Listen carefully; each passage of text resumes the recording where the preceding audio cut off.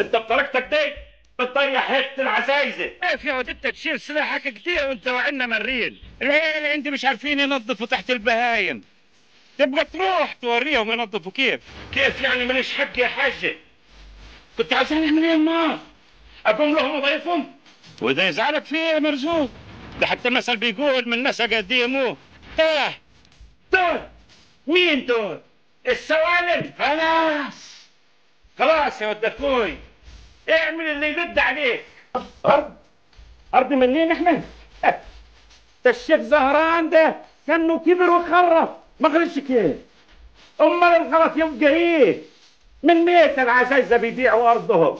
ايوه الليل، ما هو ليل كبرنا ده اللي جرأ الناس علينا وعلى ارضنا واحد ورا الثاني. ايوه النهارده لسه فدان اللي بيستشفى، والمره الجايه فدان اللي ما خبرش ايه، وارضنا تروحوا سنه ورا الثانيه للجرابيع. نقاموا وقالوا منين النقام ده؟ حدا ايدي عشان يبقى له مقام؟ ده لا ناس ولا بدله. لا ما كفاياش يا حجي، ولا انتوا ما كفكمش اللي عملوه بالسوالمي والدكلات وعاوزين دلوقتي تعملوا غيره ويبقى له ارض وعجوه؟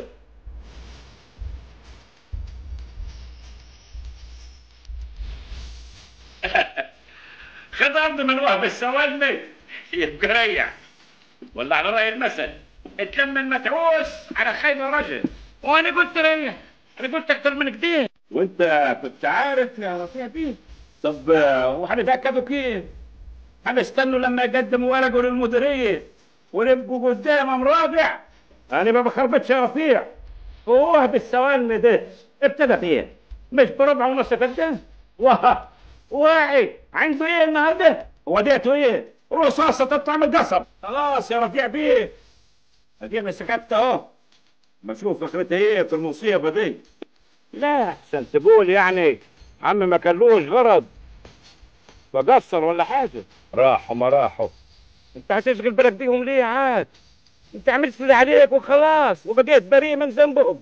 الواد ده واد فارس بصح. انا بقول احسن لك يا صبري ترجع على اللي ناويه احسن رفيع به يزيد. هو قصده يقول يعني ما دام الانتخابات خلصت لها مده وخدنا غرض. والله انا جاء قريت نفس الكلمه. واه يخبط عنك، انت جاي تحرفك وانت جاي تخطب على بنتي. انا هدفعك عاش ولا صبرك. لا وعليه انا اللي ماشي، وانت يا ولدي اعمل اللي يلد عليك يا رفيع بيه يا كبرنا يا ولد اخوي. والله يرحمك يا سلطان بيه.